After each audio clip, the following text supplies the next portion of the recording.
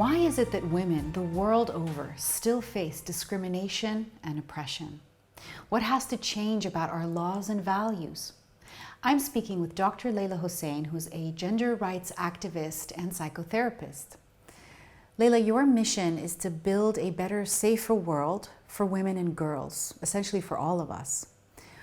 How do we achieve this? What has to change systemically in our laws and policies? I think one of the first things that we have to change is the language we use is very important. I think language has such a power. And I'll give an example. I work with women and girls who've experienced female genital mutilation.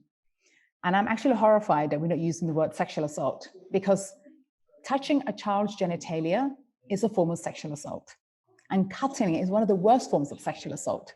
So when you change the language, it already has a whole different narrative, meaning that you will have to deal with it differently.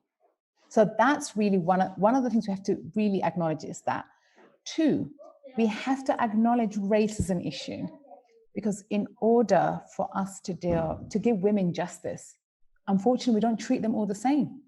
I literally just came off a call on anti-racism, and I had to tell everybody every 11 seconds, a girl is being mutilated globally, and it's not considered a pandemic. No one's marching outside because she's a Black girl child.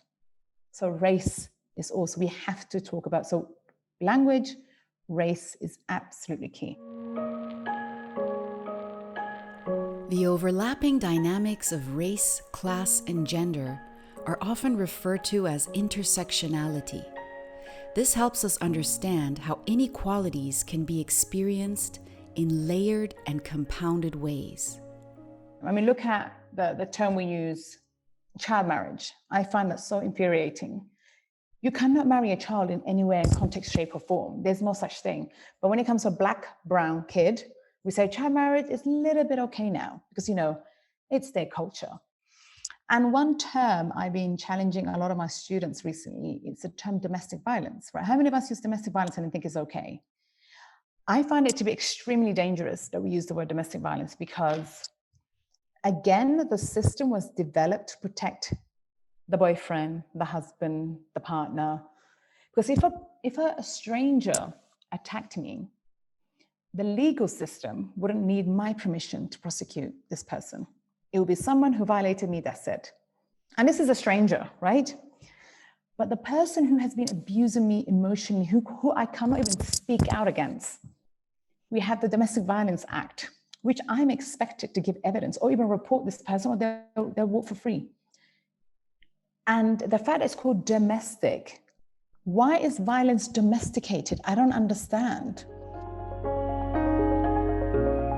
The way we think and speak about issues, such as female genital mutilation, determines how we deal with them and how we design laws around them. In order for us to ensure women are safe, we have to treat women, this is going to sound shocking, we've heard this many times, we have to treat women like human beings. I can't believe it's 2020 and we have to use that word. Women need to be treated like any other human beings.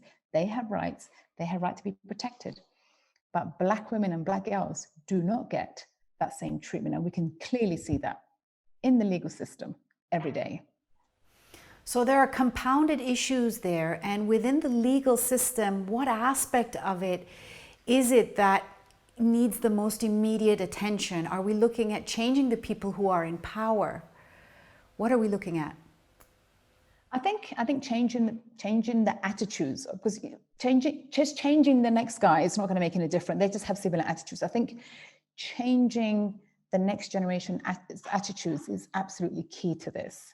Basically, if you are born Black, girl, maybe in Africa, in poverty, or in America in poverty, you will be treated different in the world. You have a whole different destiny in that, and the law is there. I mean, by the way, I like to acknowledge I'm not a lawyer, but I've worked with a lot of human rights lawyers. But the law was there to protect us. It was there to give us equality. It was there to give us justice. Why can't girls that look like my daughter have justice versus her white friends? And I think that is really what we need to really challenge. Creating equality for women and girls is not a cozy undertaking. It requires bold changes systemically in our education and in our attitudes. Thank you for watching.